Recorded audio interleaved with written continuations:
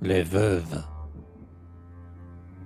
Vauvenargues dit que dans les jardins publics, il est désolé hanté principalement par l'ambition d'issue, par les inventeurs malheureux, par les gloires avortées, par les cœurs brisés, par toutes ces âmes tumultueuses et fermées, en qui grondent encore les derniers soupirs d'un orage et qui reculent loin du regard insolent des joyeux et des oisifs.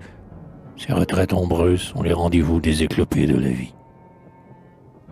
C'est surtout vers ces lieux que le poète et le philosophe aiment diriger leur avide conjecture.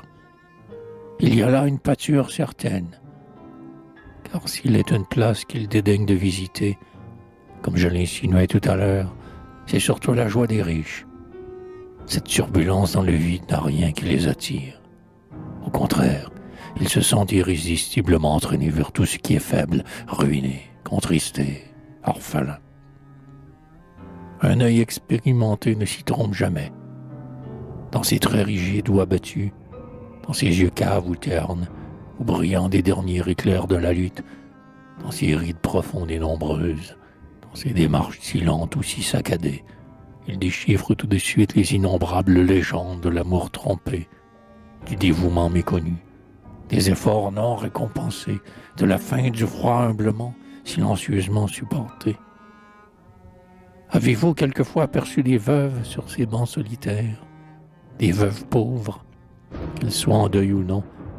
Il est facile de les reconnaître. D'ailleurs, il y a toujours dans le deuil du pauvre quelque chose qui manque, une absence d'harmonie qui le rend plus navrant. Il est contraint de lésiner sur sa douleur. Le riche porte la sienne au grand complet.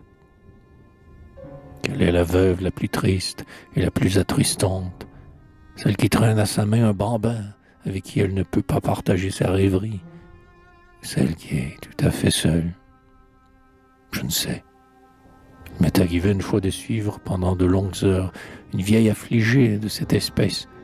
Celle-là roide, droite, sous un petit châle usé, portait dans tout son être une fierté de stoïcienne. Elle était évidemment condamnée, par une absolue solitude, à des habitudes de vieux célibataires, et les caractères masculins de ses mœurs s'ajoutaient un piquant mystérieux à leur austérité. Je ne sais dans quel misérable café de quelle façon il déjeuna.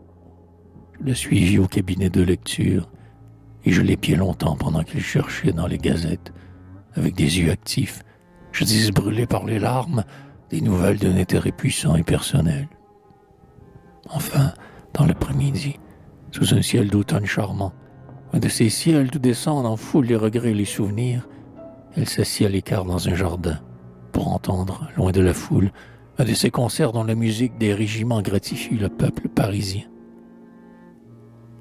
C'était sans doute là la petite débauche de cette vieille innocente, ou de cette vieille purifiée, la consolation bien gagnée d'une de ces lourdes journées sans amis, sans causerie, sans joie, sans confident, que Dieu laissait tomber sur elle, depuis bien des ans peut-être, 365 fois par an.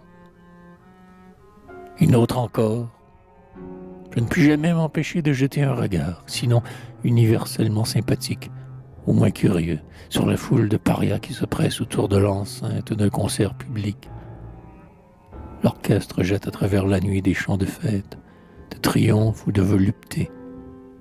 Les robes traînent en miroitant, les regards se croisent.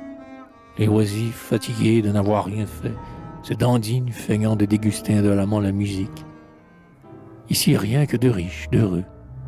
Rien qui ne respire et n'inspire l'insouciance et le plaisir de se laisser vivre. Rien, excepté l'aspect de cette tourbe qui s'épuise là-bas sur la barrière extérieure, attrapant gratis, au gré du vent, un lambeau de musique et regardant l'étincelante fournaise intérieure. C'est toujours chose intéressante que ce reflet de la joie du riche au fond de l'œil du pauvre. Mais ce jour-là, à travers ce peuple vêtu de blouses et d'indiennes, j'aperçus un être dont la noblesse faisait un éclatant contraste avec toute la trivialité environnante. C'était une femme grande, majestueuse, et si noble dans tout son air que je n'ai pas souvenir d'avoir vu sa pareille dans les collections des aristocratiques beautés du passé. Un parfum de hautaine vertu émanait de toute sa personne. Son visage, triste et amaigri, était en parfaite accordance avec le grand deuil dont elle était revêtue. Elle aussi, comme la plèbe à laquelle elle s'était mêlée et qu'elle ne voyait pas, elle regardait le monde lumineux avec un œil profond, et elle écoutait en hochant doucement la tête. Singulière vision.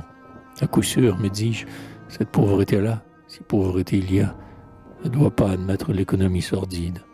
Et si noble visage m'en répond. Pourquoi donc reste-t-elle volontairement dans un milieu où elle fait une tâche si éclatante?